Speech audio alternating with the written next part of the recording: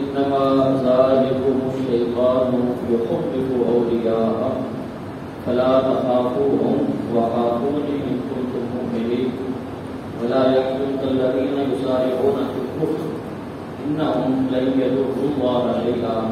يريد الله ألا يجعل لهم حظا في الآخرة ولهم عذاب عظيم. صدق الله مولانا العظيم وصدق رسوله النبي الكريم والنبي الرحيم. إن الله وملائكته يصلون على النبي يا أيها الذين آمنوا صلوا عليه وسلموا تسليما. اللهم صل على سيدنا ومولانا محمد وعلى آل سيدنا ومولانا محمد وبارك وسلم عليه. الصلاة والسلام عليك يا سيدي يا نبي الله وعلى آلك وأصحابك يا سيدي يا رسول الله. الصلاة والسلام عليك يا سيدي يا رسول الله وعلى آلك وأصحابك يا سيدي يا حبيب الله. الصلاة والسلام عليك يا سيدي يا جد الحسن والحسين وعلى آلك وأصحابك يا سيدي يا مولانا محمد. دوسرا گزشتہ درس قرآن میں سورہ آل عمران کی 174 آیات بینات مکمل ہوئی تھی. آیت نمبر 175 سے تلاوت کرنے کا علم حاصل کیا ہے. دعا ہے کہ اللہ رب العالمین مجھے آپ بیان کرنے کی اور ہم سب کو سمجھ کر عمل کرنے کی توفیق عطا فرمائے. گزشتہ درس قرآن میں مومنین کی شان اور جو توکل کرتے ہیں اللہ رب العالمین کی ذات پہ جو بھروسہ رکھتے ہیں ان کے متعلق چند گزارشات قرآن و حدیث کی روشنی میں نے آپ سے عرض کیے تھے. اسی سلسلے کو جاری فرماتے ہوئے اللہ رب العالمین ارشاد فرماتا ہے کہ انما ذالکم الشیطان یخوف اولیاءہ، کہ بے شک شیطان جو ہے اس کے جو چیلے ہوتے ہیں، جس کا آپ کہتے ہیں نا کہ قرآن شریف میں شیطان تو بند ہوتا ہے لیکن وہ چیلے تو ہوتے ہیں. اللہ پاک فرماتا ہے جو شیطان کے چیلے ہیں، جو اس کے سنگی ساتھی ہیں، جو اس کے راستے پہ، اس کے چیلے کا مطلب یہ ہے جس کے راستے پہ چلے ہوئے ہیں، ٹھیک ہے، تو پھر وہ اپنے اور سنگی بنانے کی کوشش کرتے ہیں. تو فرمایا کہ جو شیطان کے چیلے ہیں ان کے ذریعے سے شیطان لوگوں میں آگے وسوسے دلوں میں نفرتیں اور اپنا مشن جو ہے وہ جاری رکھتا ہے، اور اہل ایمان جو لوگ ہیں ان کو ڈراتے ہیں وہ لوگ. یار یہ جس طرح آج کل کیا کہتے ہیں، آپ سنتے ہیں کہ ہمارے جو صاحب اقتدار لوگ ہیں وہ کہتے ہیں اگر ہم فرانس سے تعلقات اگر ہم نے ختم کر دیے تو پھر ہمارا کیا بنے گا، اتنا ان کا ہم نے قرضہ دینا ہے. اگر ہم نے امریکہ سے تعلقات ہمارے خراب ہو گئے تو ہمارا کیا بنے گا، اگر اسرائیل سے تعلقات خراب ہو گئے تو ہمارا کیا بنے گا. تو یہ قرآن پاک اس بات کو ثابت کر رہا ہے کہ یہ کوئی نئی بات نہیں ہے، بلکہ 1400 سال پہلے اللہ رب العالمین نے قرآن مجید میں یہ ارشاد فرما دی ہے کہ یہ ایسے لوگ ہیں کہ یہ اس طرح سے بھی اس حوالے سے بھی ڈراتے ہیں وہ جن کو بھی دیکھو گے اگر ان کے خلاف لڑو گے تو پھر ہمارے ساتھ آگے مستقبل میں کیا ہوگا. تو ایک اور مقام پہ اللہ پاک فرماتا ہے فلا یغرنک تقلب الذین کفروا فی البلاد، کہ وہ جو کفار ہیں، جو اس طرح کے لوگ ہیں، اگرچہ ان کے پاس بڑے ملک ہیں، بڑی بادشاہی ہیں، بڑے خزانے ہیں، بڑے ان کے پاس دولت ہے، بڑا مال ہے، تو فرمایا کہ ان کا مال اور ان کے شہر اور شہروں میں گھومنا اور چلنا اور ان کی عیاشی اور ان کی مستیاں یہ بھی تمہیں دھوکے میں نہ ڈال دیں. یہ نہ سمجھنا کہ وہی سچے ہیں یا ان کے پاس نہ کچھ ہے.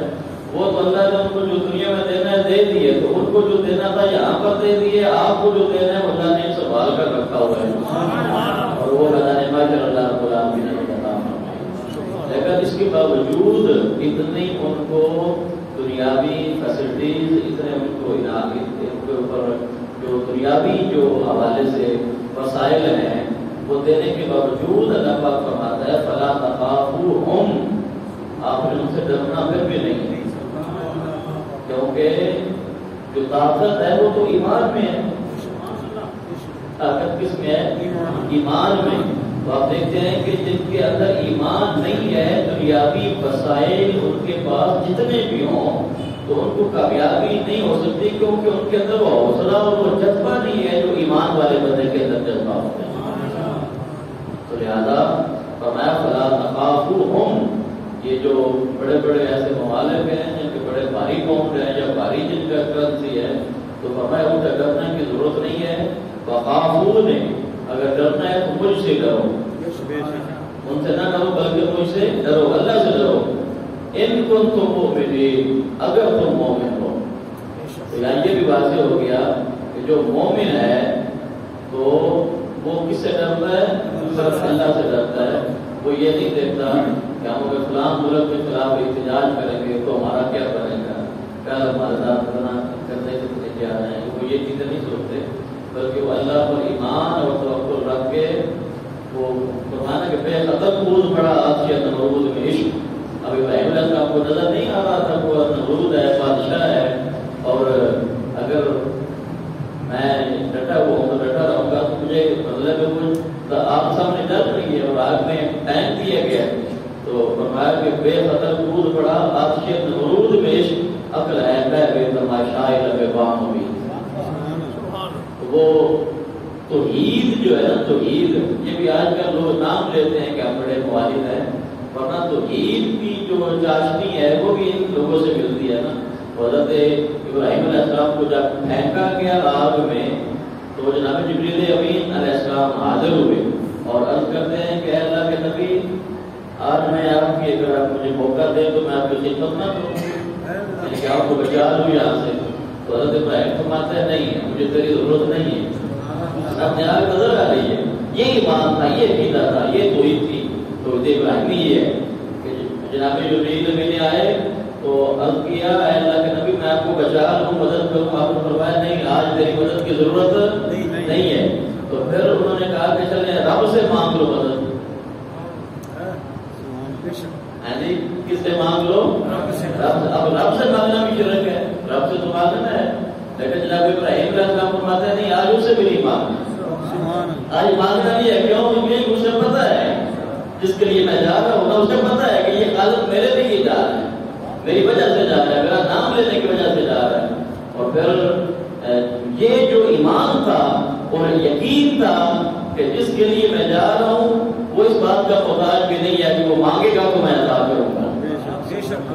ٹھیک ہے، اس نے لاج رکھنی ہے اپنے بندے کی. اور کیسے لاج رکھی؟ قلنا یا نار کونی بردا وسلاما علی ابراہیم. اللہ رب العالمین نے آگ کو حکم دیا کہ آگ ابراہیم آ رہا ہے تو زیادہ ٹھنڈی بھی ہو جاؤ، اتنی زیادہ ٹھنڈی بھی نہ ہو جانا کہ برف پا جاؤ. اور جب ابراہیم علیہ السلام کو ٹھنڈک سے بھی تکلیف پہنچتی ہے نا، برف سے بھی انسان کو ہاتھ میں آپ نہیں پکڑ سکتے برف. تو فرمایا کہ بردا وسلاما، ٹھنڈی بھی ہو جائے لیکن زیادہ ٹھنڈی نہ ہونا، بس سلامتی والی ٹھنڈی ہو جائے. سبحان اللہ، سبحان اللہ. اس طرح آپ کو اے سی لگاتے ہیں نا تو بہت اس کا ٹمپریچر ڈاؤن کرتے تو پھر سردی لگنے لگ جاتی ہے. تو نارمل تھا ٹمپریچر، فرمایا کہ بردا وسلاما، بڑا نارمل تھا، اتنا ٹمپریچر کہ جو جناب ابراہیم علیہ السلام آئے تو وہاں آپ کو سکون نصیب ہو، زیادہ ٹھنڈی بھی نہیں ہوتا. تو جو اللہ پر توکل رکھتا ہے، جو اللہ پر بھروسہ رکھتا ہے، پھر اللہ رب العالمین ایسے بندوں کو یہ انعامات عطا فرماتا ہے. آگے فرمایا فلا يحزنك الذين يسارعون في الكفر. اب نبی کریم صلی اللہ تعالیٰ علیہ وسلم آپ تو یہ کیا کرتے ہیں کہ اللہ کا ہر بندہ کلمہ پڑھے اور دوزخ کے عذاب سے بچ جائے. اللہ پاک اب سرکار کو بھی یہ فرما رہا ہے کہ محبوب آپ تو یہ چاہتے ہیں کہ یہ لوگ دوزخ کے عذاب سے بچ جائیں، لیکن یہ دوڑ دوڑ کر پھر کفر میں جاتے ہیں، پھر ادھر بھاگتے ہیں. تو اللہ پاک فرماتا ہے کہ ان کو جانے دے. بلا یحزنک، اے محبوب آپ غمگین نہ ہوا کریں ان حرکتوں سے، آپ ان کی حرکتوں سے غمگین نہ ہوا کریں، پریشان نہ ہوا کریں، دل پہ نہ لیا کریں ان کی حرکتیں. اگرچہ آپ کو تو یقین ہے کہ یہ جہاں جا رہے ہیں تو جہنم کی طرف دوڑے چلے جا رہے ہیں، اور میں یہ کفر میں دوڑتے چلے جا رہے ہیں نا، الذین یسارعون فی الکفر، کہ یہ جو کفر کی طرف بھاگتے چلے جا رہے ہیں. اے محبوب صلی اللہ تعالیٰ علیہ وسلم آپ ان کو وجہ سے پریشان نہ ہوا کریں، غمگین نہ ہوا کریں. کیوں؟ اس لیے کہ انہم لن یضروا اللہ شیئا، یہ اللہ کے دین کو ذرہ برابر بھی نقصان نہیں دے سکتے. ان کے جانے سے آپ کو گھاٹا نہیں ہے، ایمان والوں کو گھاٹا نہیں ہے. گھاٹے میں تو خود جا رہے ہیں، خسارے میں تو خود جا رہے ہیں. اللہ اکبر. اب اللہ پاک فرماتا ہے یرید اللہ اللہ یجعل لهم حظا فی الآخرہ، اللہ بھی یہ چاہتا ہے کہ محبوب جو آپ کے در سے بھاگے، جو تیرے در سے یار پھرتے ہیں، در بدر یوں ہی غار پھرتے ہیں، اللہ پاک فرماتا ہے اللہ بھی یہ چاہتا ہے کہ محبوب جو آپ کا نہیں ہوا تو ہم بھی یہ چاہتے ہیں کہ پھر ہم اس کو ایسا جائے نا ادھر کفر میں کہ اس کے لیے آخرت میں کوئی ذرے برابر بھی حصہ باقی نہ رہے، یعنی کہ آخرت میں اس کے لیے کچھ بھی نہیں ہے جو آپ کے در سے بھاگا، جو کفر میں دوڑا۔ اللہ اکبر، وَلَهُمْ عَذَابٌ عَظِيمٌ، اور ان لوگوں کے لیے اللہ رب العالمین نے فرمایا کہ عذاب عظیم ہے، بہت بڑا عذاب ہے۔ اللہ اکبر، تو فرمایا ان الذین اشتروا الکفر بالایمان، کہ وہ لوگ کہ جنہوں نے ایمان کے بدلے کفر کو خریدا، لن یضروا اللہ شیئا، اللہ رب العالمین کے دین کو وہ ہرگز کوئی نقصان نہیں پہنچا سکتے، وَلَهُمْ عَذَابٌ عَلِيمٌ، اور ان کے لیے دردناک عذاب ہے۔ اب یہاں پر جو ہمارے دلوں میں بھی بعض اوقات یہ سوالات پیدا ہوتے ہیں کہ وہ جو کافر ہیں، فرانس والے، امریکہ والے، اسرائیل والے اور انگلینڈ والے اور اس طرح کے سارے جو ہیں یہ کنٹریز ہیں، سارے دولت مند ہیں، تو یہ ان کو اللہ نے اتنی دولت دے دی ہے، اور مسلمان اکثر ہمارے جو غریب لوگ ہیں، اللہ پاک نے یہ وہم اس آیت میں اگلی آیت میں دور فرمایا۔ اللہ پاک فرماتا ہے فَلَا يَحْسَبَنَّ الَّذِينَ كَفَرُوا أَنَّمَا نُمْلِي لَهُمْ خَيْرٌ لِأَنفُسِهِمْ، اللہ پاک فرماتا ہے کہ تم یہ گمان نہ کرو، فَلَا يَحْسَبَنَّ، اور فرمایا کہ یہ جو کافر ہے نا، کافر لوگ یہ ایسا گمان نہ کریں کہ انما نملی لہم، کہ یہ جو ہم نے ان کو ڈیل دے رکھی ہے نا، یہ ڈیل ہی ہے نا، یہ ایک طرف تو اللہ کو مانتے بھی نہیں ہے اور دوسری طرف اللہ کو رزق پہ بھی کہنا چھپر کاٹ کے دے رہا ہے، ٹھیک ہے نا، اللہ کو مانتے بھی نہیں ہے اور رزق کی طرح دھاڑوں کو اللہ تعالیٰ دیے جا رہے ہیں، اور دیے جا رہے ہیں، اور دیے جا رہے ہیں، ہم کو اور میر سے میر ہوتے چلے جا رہے ہیں، اور ہم وہ مقروض سے مقروض ہوتے چلے جا رہے ہیں۔ اور میں بھی ایک کافر یہ نہ سوچیں کہ یہ جو ہم ڈیل دے رہے ہیں تو یہ ان کے لیے ایک بڑی فائدہ مند ہے، یہ ان کے لیے فائدہ مند نہیں ہے، بلکہ انما نملی لہم لیزدادوا اثما، ہم تو انہیں اس لیے ڈیل دے رہے ہیں کہ تاکہ اور زیادہ گناہوں میں ڈوبیں، جس طرح پہلے اس بار میں ہے نا وَيَخُضُّهُمْ فِي طُغْيَانِهِمْ يَعْمَهُونَ، کہ اپنی وہ سرکشی میں بھٹکے ہوئے ہیں، وہ اللہ نے ان کو ڈیل دی ہوئی ہے، تو فرمایا کہ ان کو جو دینا ہے وہ دنیا میں دے رہے ہیں، ان کو جو دینا ہے وہ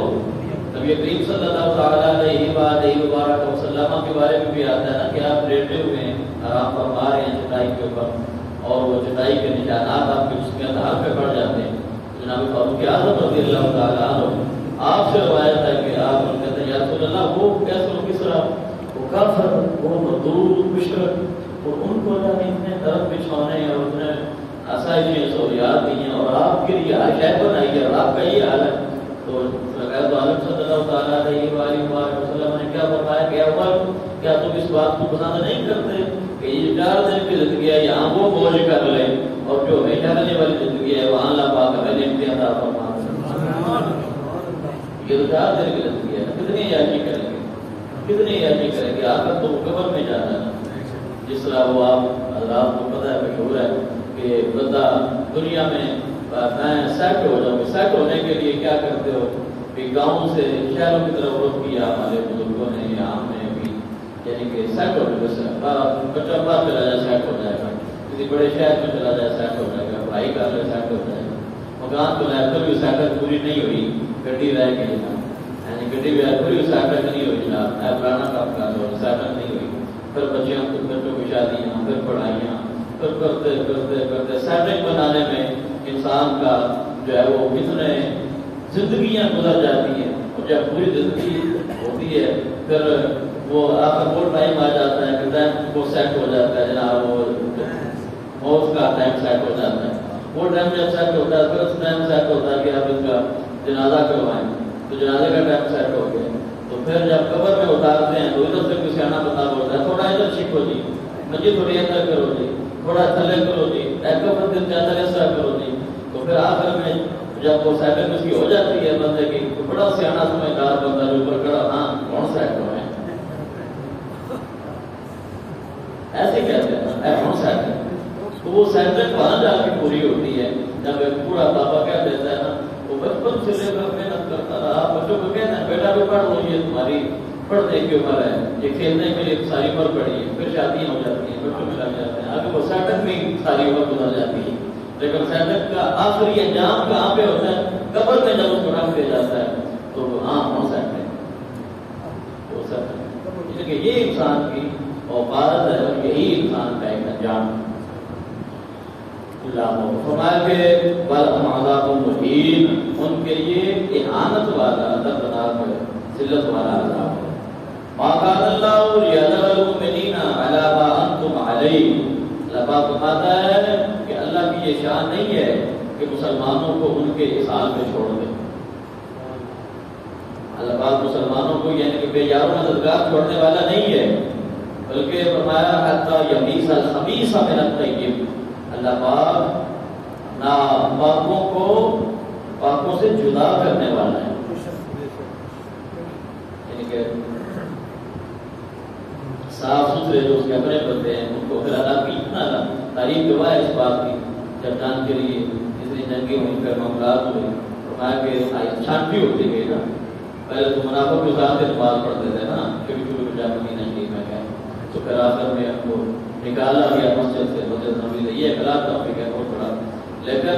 یہاں اجمالی طور پہ میں یہ عرض کر رہا ہوں کہ اللہ رب العالمین مسلمانوں کو بے یار و مددگار نہیں چھوڑتا، اللہ کی مدد مسلمانوں کی شامل حال ہوتی ہے۔ اللہ اکبر۔ اب یہ جو لوگ کہتے ہیں کہ نبیوں کو غیب کا علم نہیں ہے، تو اللہ رب العالمین نے سورہ آل عمران کی 179 نمبر آیت، 179 نمبر جو یہ آیت ہے، اس میں اللہ رب العالمین نے نص قطعی میں یہ بات واضح فرما دی۔ اللہ پاک فرماتا ہے وَمَا كَانَ اللَّهُ لِيُطْلِعَكُمْ عَلَى الْغَيْبِ، اللہ رب العالمین کی شان یہ بھی نہیں ہے کہ ہر ایک کو وہ غیب پر مطلع کرے، ہر ایک کو غیب بتاتا پھرے، تو یہ اللہ کس کو عطا ہوتا ہے؟ فرمایا وَلَٰكِنَّ اللَّهَ يَجْتَبِي بِرُسُلِهِ مَن يَشَاءُ، اللہ رب العالمین جسے چاہے علم غیب عطا فرماتا ہے، اور وہ جس کو چاہتا ہے وہ کون سی جماعت ہے؟ بِرُسُلِهِ مَن يَشَاءُ، فرمایا کہ وہ تو اللہ کے رسول ہے، وہ کون ہے؟ اللہ کے رسول، ان کو اللہ پاک علم غیب دیتا ہے۔ یہ قرآن پاک میں سورہ آل عمران میں 4 سپارے میں 179 نمبر آیت میں اللہ پاک نے یہ وہم دور فرما دیا کہ کوئی یہ نہ سمجھے کہ ہم اپنے پیاروں کو غیب کا علم نہیں دیتے، بلکہ فرمایا وَلَٰكِنَّ اللَّهَ يَجْتَبِي مِن رُّسُلِهِ مَن يَشَاءُ، اور پہلے یہ بھی فرمایا کہ وَمَا كَانَ اللَّهُ لِيُطْلِعَكُمْ عَلَى الْغَيْبِ، اللہ کی شان یہ نہیں ہے کہ ہر ایک کو دیتا پھر ایک ہے، ہر ایک کو دینا بھی اس کی شان کے لائق نہیں ہے، کہ کوئی اس قابل ہو تو اس نے کہا نا کوئی قابل ہو تو ہم شان کا ہی دیتے ہیں، اور ڈھونڈنے والوں کو دنیا بھی نہیں دیتے ہیں، فرمایا کہ ہر ایک کو علم غیب دینا بھی اس کی شان نہیں ہے، اور نبیوں سے چھپانا بھی اس کی شان نہیں ہے، جو اس کے اپنے ہیں، جو اس کے نبی ہیں، ان کو عطا فرماتا ہے، ان کو چن جو لیا ہے، تو جن کو چنا ہے خود، جن کو خود چنا ہے ان کو پھر کتنا علم غیب دے گا، اس کا تو اندازہ ہم لگا ہی نہیں سکتے۔ اللہ اور اللہ رب العالمین نے ہمارے پیارے محبوب صلی اللہ تعالیٰ علیہ وآلہ وسلم کو کتنا علم غیب عطا فرمایا، اس پہ میں آپ کو 2-3 روایات آپ سنانے جا رہا ہوں۔ بخاری شریف کی حدیث پاک ہے،